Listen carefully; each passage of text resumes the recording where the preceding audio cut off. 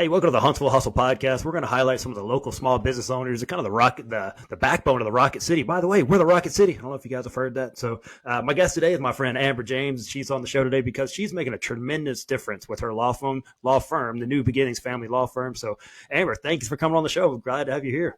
Oh, Joe, thank you so much for having me on. I always enjoy when we get to talk.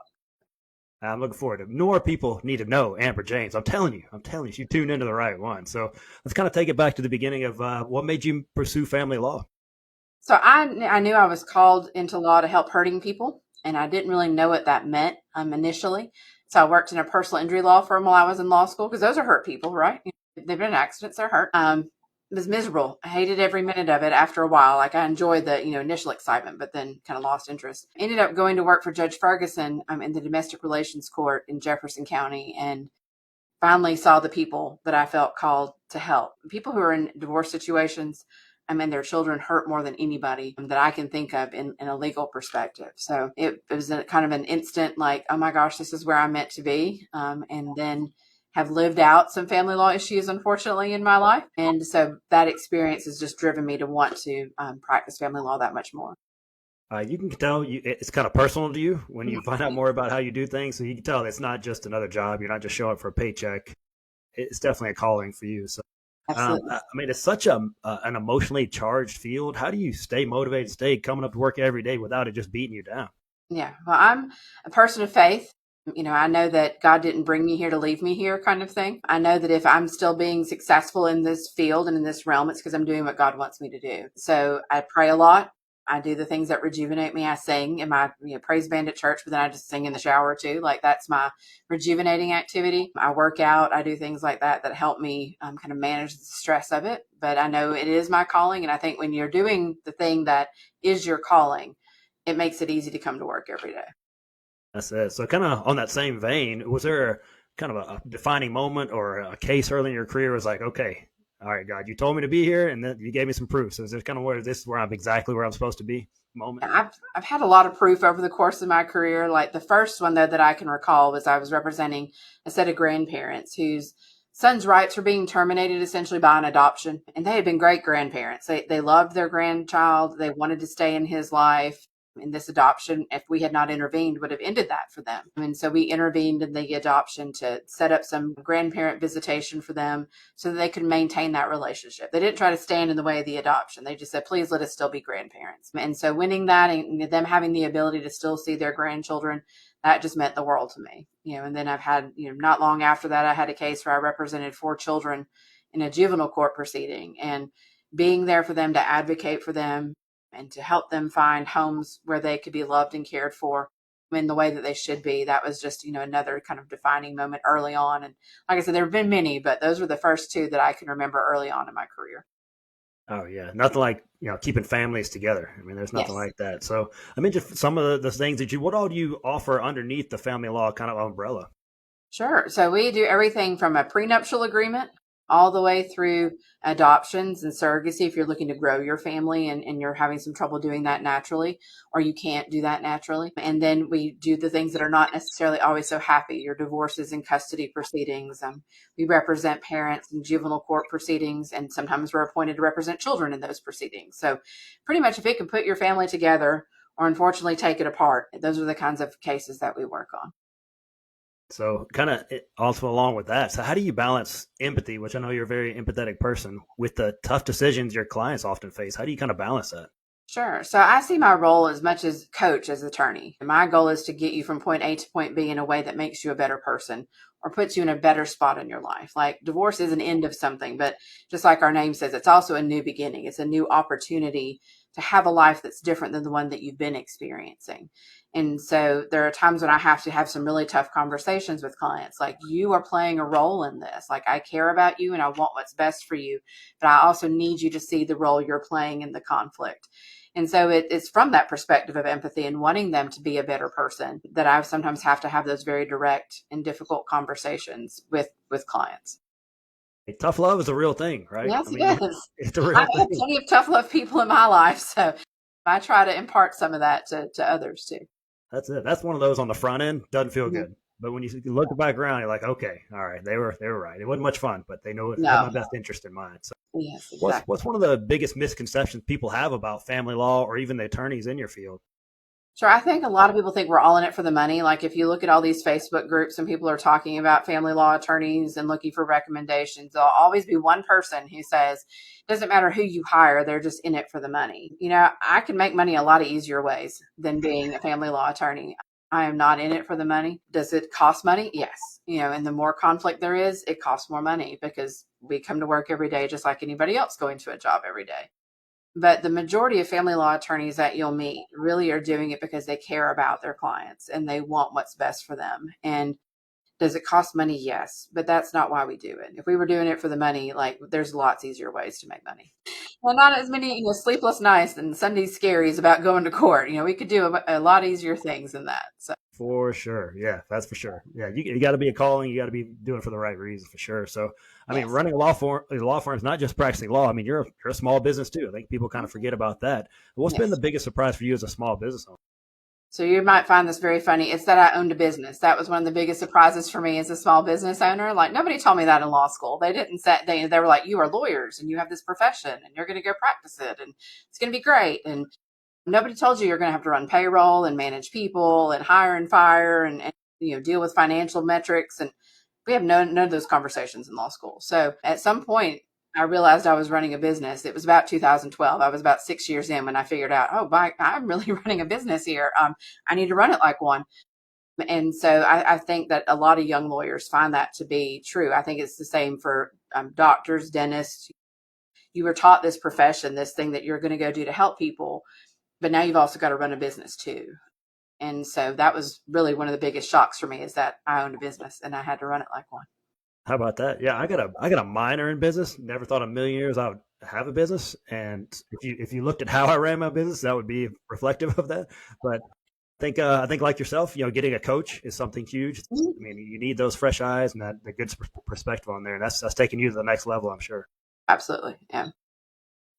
I mean, having a practice here in Huntsville, what's been one of the most rewarding parts about having your practice here in Huntsville? Sure. Being part of what a growing community in a growing city. Like we have grown as Huntsville has grown. I remember being a kid and coming to Huntsville and it was the Madison Square Mall and there was not a whole lot of other things. But in the time that I've had my office here, pretty much since 2008, so for the last, 17 years or so, I've watched Huntsville blossom and we've had the opportunity to blossom with it. And that opportunity has given me the opportunity to then meet other small business owners, especially through the chamber, businesses I would have never had other contact with. I don't do a lot of missile defense work. I don't do any kind of contracting work. So getting to meet those people. So as Huntsville has grown, we have grown and just kind of being a symbiotic part of that relationship has been really great. This is a cool place. I know It people is. complain about it. We're getting this new thing coming in, and people are talking about Yeah. traffic and all that. It's gonna be Yes. all right. It's Yeah. gonna We're be going to make okay. it. Yeah. You're gonna meet some cool people. You may meet Yeah. your new best friend. Who knows? They may be That's true. involved in Space Command. Who knows? Uh, Kind of getting back to the business side of things. If you were to talk to someone and they say they're really good at something, it doesn't have to be law. It could just be something that they want to turn their expertise is into a thriving business. What advice would you give them? Encourage them to sit down and think about how can I make this thing, into a product or a service that other people will want to purchase and sit down and come up with a business plan first. I practiced law and then I came up with a business plan later. Like I think about sometimes, how much more successful could we have been earlier on had we done that? I think a lot of us love what we do and we want to turn it into some sort of, you want to monetize it, but you've got to have a plan on how you're going to do that. And really look at it realistically. How am I going to grow organically?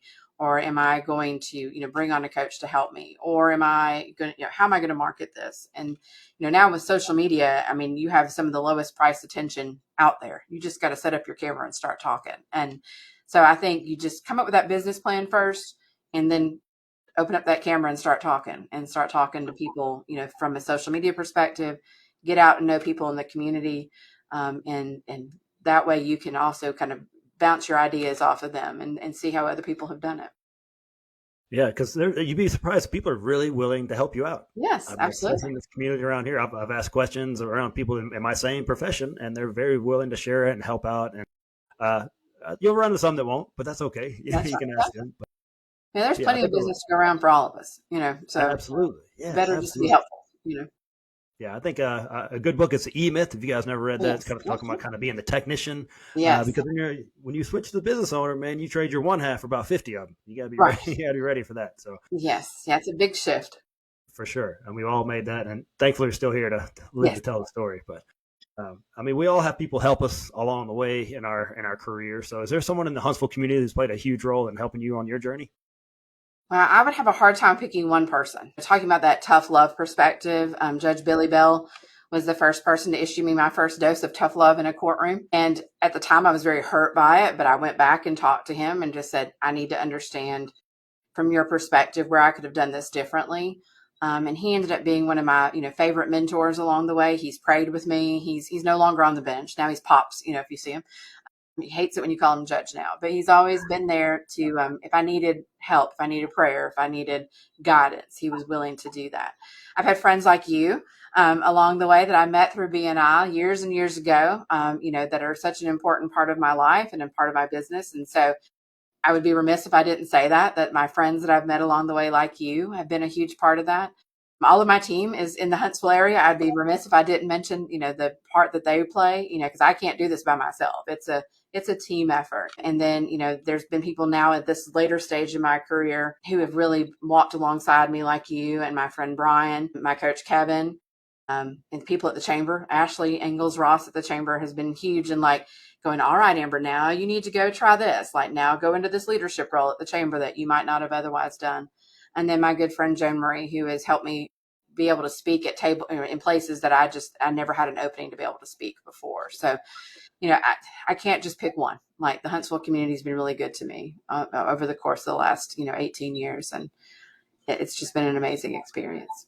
I get it. Hey, I get it. I mean, just like they talk about, it takes a village to raise a child. It takes a village to have a successful business as well. So we all need that help. And if you guys don't know Billy Bell, you got to change that. He's Yeah, the best. He's the he's best. amazing. You just, from wearing the robe and being the judge to, kind of being I would call him a coach in a lot of ways, a mentor to so many people, and just the life he lived to where he is today. Like if you've never heard his story, it's definitely one that you want to hear. It's powerful for sure. Yeah, yeah. I mean, you kind of talked about one of the hard lessons you learned from Mhm. not Judge Bell, Pops Bell. Now I guess it's hard to, but back when he was judge, that was a hard lesson. Was there any other hard lesson in your career that now you look at as a blessing? I had a lot of hard lessons along the way from a business perspective, more so than a courtroom perspective. I would say one of the hard lessons I had to learn is that I had to hold people with an open hand. Like I couldn't, hold on to everybody who came to work with me, and that not everybody's goals are going to align with yours, and not everybody else's vision is going to align with yours. And so sometimes people are with you for their own reasons. Sometimes they're with you for a season, and there's going to be very few people who are going to walk the road with you all the way to the end. Learning to be okay with that, and being okay that not everybody shares my vision, and it's okay for them to have a vision that's different than mine. That was a big lesson, and it was a hard and painful lesson because I always wanted to hold on to all the people, and you can't do that because now that I hold them with an open hand, they're free. They feel more free to tell me their goals and their life ambitions, and then it gives me that opportunity to try to help them figure out how to meet their life goals and ambitions too. And that might mean they're with me for a season, and that's okay. I like that visual, kind of have, with an open hand. That's a good way to put it. I like that. So, kind of getting back, if you were, we got kind of the generic one earlier, but here's, hey, I want to run a successful law firm. What's Mhm. one piece of advice you give somebody? One piece of advice to run a successful law firm is to start from the beginning with setting out policies, systems, procedures, checklists, forms. To this day, I have a folder with probably 5,000 different versions of different forms in there. Had I started from the beginning with the idea that it was a business and it needed to have all these systems, it would have been it would have been successful faster. I could have taught people and delegated faster. So setting those things up from the beginning with a checklist on how you want a case done, what forms go with that, save those templates. It makes that process of adding new people to your team that much faster. And systems and checklists are so valuable. I did not use them either when I started. I Right. don't know why either. I just didn't. I just not Right. how my brain works. I'm not very Right. organized. So, Yeah, oh me man. too. So if you're like that, and you're not organized, they will help you get organized very simply, and you don't have to reinvent the wheel every time. You can just Exactly. just follow the checklist. Yes, All right, exactly. this is the exciting part right here, but I know you're Okay. very nervous for the rapid fire part. It's very Ooh, yeah. I know you can have I know more emotional drainage here. So Yeah, all right, yeah. you coffee or tea? Coffee. Always the answer. That's the right answer every time. So, Yes. what's your favorite Huntsville restaurant? Purveyor is my very favorite Huntsville restaurant. They do a great job over there. Oh, So, it's amazing.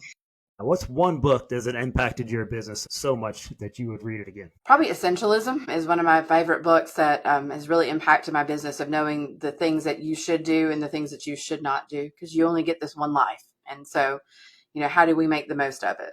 So that book has really had an impact on me.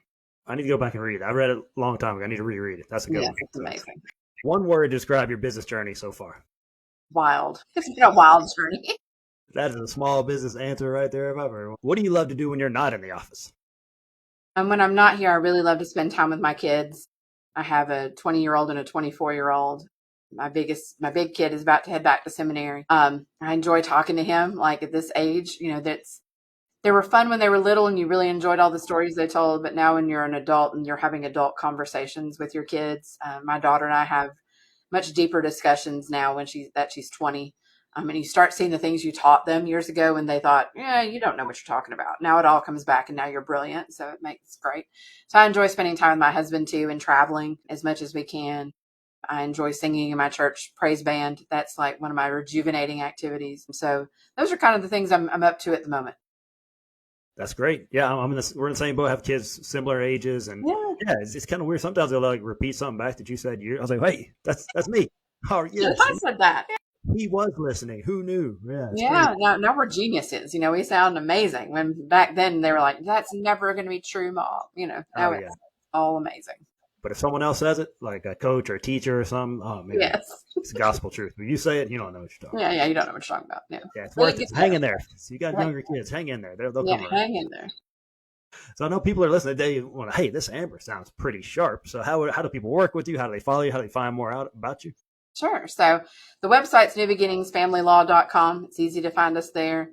I'm Amber Yerke James which is YERKEY on Facebook. I'm also on Instagram at AJamesLaw.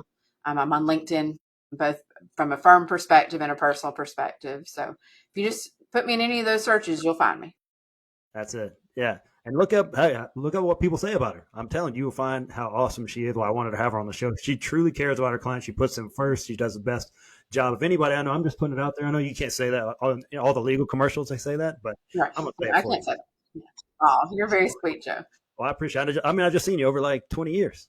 Do the things, almost 20 years. You're doing an amazing job, and you're always consistently doing their best for your clients. That's just what you want to hear. So look her up. We'll link all that in show notes. You can click on stuff. You don't have to spell Yerke, so you don't have to spell that, right? Appreciate you coming on, Amber. Keep up the great work that what you're doing out in the world. We need more people like you. Thank you. You too, Joe. Absolutely. Yeah, we'll do that. And if you're listening right now, please share this episode with somebody that might need to hear, hey, what Amber's story is about and how she helps people. Maybe they're going through a tough time with the family law situation. She can help you out. I promise. If nothing else, just go have a conversation with her, see how she can help you out. Check out our website, all the social media, all that. We'll see you guys next week on the Huntsville Hustle Podcast.